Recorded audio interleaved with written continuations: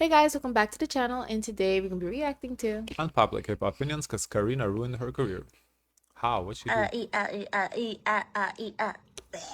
1. Did Karina ruin her career? If you ask Why? Twitter, apparently yes. Because God forbid a woman's solo track doesn't hit number 1 and suddenly she's cancelled, washed, over and needs Well, to the good retire. stuff. Let's be real. The only thing ruined here is people's ability to understand how momentum, timing and rollout affect literally everything. that Her solo outfit debut up choice wasn't just a just song, it was an event. completely. It premiered on tour, marinated in fan cams, challenges, begging threads, TikTok edits, stan anticipation, and then finally dropped after months of promo hunger. Of course it went number 1 on Melon. Now her new solo Good Stuff? It was released 2 months after she premiered it on the tour, with not as much viral demand like Up. Don't get it twisted. The fan cam still racked up millions of views, but not as much as Up. And somehow people are shocked it didn't light up Melon? Be serious. But of course instead of looking at rollout failure or maybe the song just not clicking, y'all are dragging up that scandal again. Yes, the infamous red jacket 2 post with the rose emoji. The one she posted during election season that just so happened to mirror the branding of one of Korea's conservative political parties. A dumb mistake? Yes. An intentional endorsement? Who knows? Either way, she deleted it, apologized, apologized, the whole 9 yards. But 5 months later, she's still here, still booked, still making bank. So where exactly is the career downfall you're screaming about? I'm not defending her, honestly couldn't care less. But logically speaking, losing IG followers is not career death, losing CFs is, and Karina didn't lose hers. In fact, she gained more, the most recent being Chanel Beauty. If this is what a ruined career looks like, flop me to filth. Y'all clearly don't remember what real career damage actually looks like. Let's talk Red Velvet's Irene, who lost brand deals overnight and took years to claw her way back into public favor. That's what actual fallout looks like. But Karina? Was it tone deaf? Absolutely, especially considering the party she accidentally echoed has a long history of misogynistic trashfire policies. It rubbed a lot of people, myself included, the wrong way. But the impact? Minimal. Because unless it's a crime, a lawsuit, or a literal HR nightmare, K-pop scandals evaporate the second brands stop caring. Parasocial disappointment doesn't end careers, capitalism does, and clearly capitalism still likes Karina. So no, Good Stuff flopping isn't some karmic justice arc, it's just a song that didn't slap as hard, had no promo and came too late to ride the hype wave. Y'all are so obsessed with building downfall narratives you forget to check if the foundation was even there. Sometimes it's not that deep, the song just didn't hit. 2. Let's talk about why Park Jin-young, yes, JYP himself, Mr. Plastic Pants Enthusiast, is out here doing TikToks with Girl Set. People saw that live Oh, stream he where he was is. singing Happy Birthday I'm not Lexus with a cake and slaying those surprised. TikToks. Oh, And please. immediately the internet was like, aren't you the same man whose company was in the middle of KG's lawsuit? Because after the VCHA abuse and exploitation bomb exploded, watching him pull up like their fairy godfather was tone deaf at best, deeply manipulative I at don't worst. think But here's what he had people nothing to be a part of that. So I just think this was trying to give them positive PR. I think people are not capable of disassociate that because his name is on the company, which is kind of. Oh, but come on, they're there longer than me, and I can understand that. don't seem to get. JYP is not the CEO anymore. He's What's the not chief creative clicking? officer, aka the man behind the curtain pulling the aesthetic strings. The one deciding this group should look like this trainee fits that concept, this girl's voice suits that sound, etc. He's not the one clocking in to file labor reports or setting up dorm security cams. He's the brand puppet master, not the day-to-day micromanager. So when the girls were trapped in nasty surveillance dorms with half-baked medical access and unpaid labor, that's JYP USA. Not JY Poppy himself doing roll call, and that's why KG's lawsuit didn't name Park Jin-young personally. It dragged JYP America and the parent company, because that's where the exploitation lives on paper. But let's not get it twisted, morally. He's still complicit. He was the one who built the system they got chewed up in. I wonder He's the what KG is doing now. Like, She's free. yeah, now that she's free, I wonder what she's doing. She can be an influencer or something, I don't know.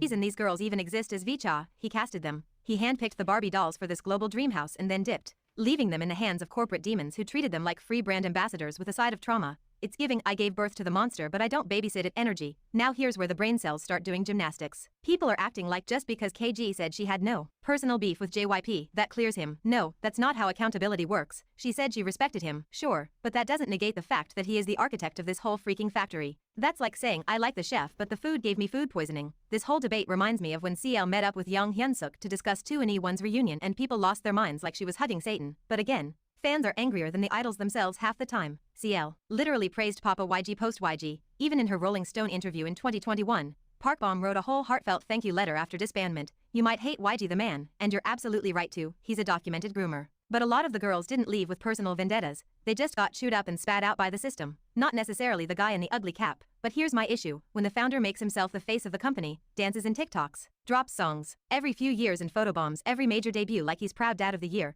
then he can't pretend to disappear when trash hits the fan. You want the clout? You get the criticism too. So yeah, JYP doing TikToks with girls set right after the Vicha trauma dump is giving look how wholesome we are now to a fandom that isn't stupid. We don't forget, we watched what happened. You can dance all you want Park Jin Young, but don't think that cancels out what your machine did to those girls behind closed doors. And let's not ignore this either. He's the one who sold them the dream. Of course it cuts deep for these girls. They trusted him. He's the face. They associated with success and safety. And when that dream turned into mistreatment, it's not just the managers they feel betrayed by. It's the whole institution from top to bottom. 3. Let's review Stray Kids' comeback.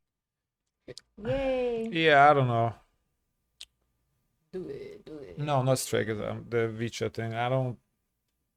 As we talked about it, I just feel like KG just didn't have what it takes. I don't feel like the other 4 girls have any issues with the guy, JYP, or the company. Doesn't seem like it. I think it was just KG, Kaylee, the 2 girls didn't have what it takes. Because listen, it takes a lot. Nobody's trying to diminish how much effort it takes to make it in K-pop industry or any music industry for that matter, not just K-pop. So I think they just didn't. They were young girls who went in there without knowing, and they wanted a way out. So they had to sue to get their way out, and they did. Good for them.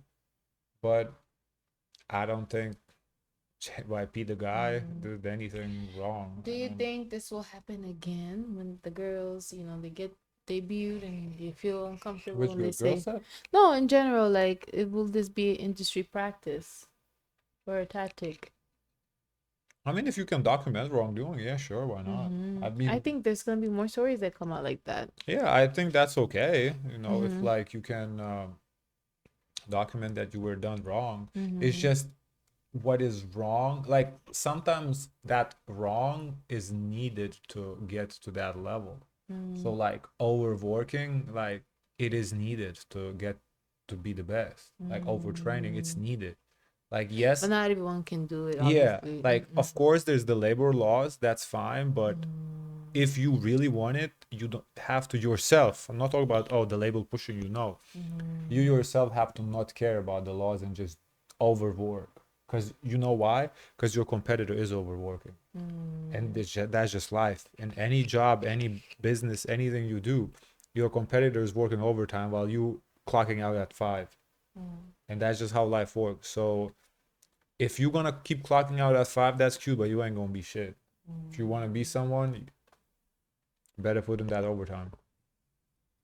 Do it. We are so deep in the era of copy-paste hype anthem number 71 that I can barely remember what it feels like to hear a song from them and not immediately brace for a vocal explosion, a random gunshot, or a motivational gym quote pretending to be a chorus. And do it? Girl, they did something. I just don't know what the heck it was. Stray Kids albums feel like walking into a restaurant you used to love, realizing the chef now only cooks remixes of the same 3 ingredients. While all fans can say to hype it's for the fans. Yeah, Patricia, it is for the fans. That's the problem and the compliment at the same time. They've locked in this specific gimmicky sound, vacuum sealed it, and are now just slicing it into thinner and thinner pieces every comeback. Very Blackpink realness. If you live for the formula, this probably eats. If you've been begging for growth, do it is giving deja vu. The production's clearly going for a smoother version of their usual noise hype package, with a lot familiar Latin rhythms humming in the background. The verses actually have a nice bounce to them. But then the chorus hits and I want a refund for the brain cells I lost. Yes, they did dial it back on the shout your trauma to a megaphone agenda, which, I guess is growth. But what's in its place? Some knockoff Zumba groove with bargain bin affirmations like do it, sis, do what?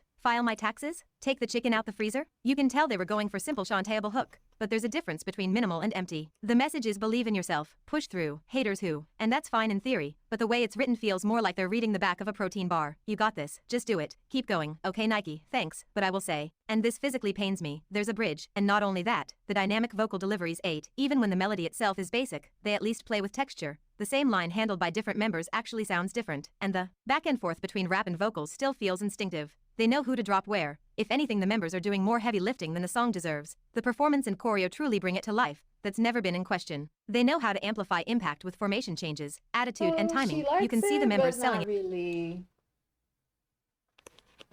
It's I not think- reinvented. I think she doesn't want to like it, but she likes it.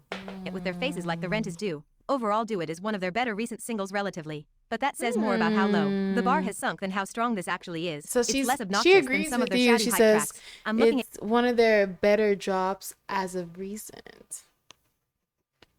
She said that. Not one of, but it's the best drop since Chick Chick Boom. Bloop.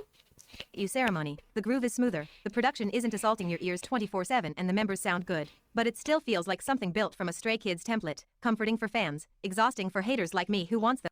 I disagree. I think this is feel the least Stray Kids template. That's why I say it's the best. Cause Stray Kids template, I do agree with her. It's like not for me.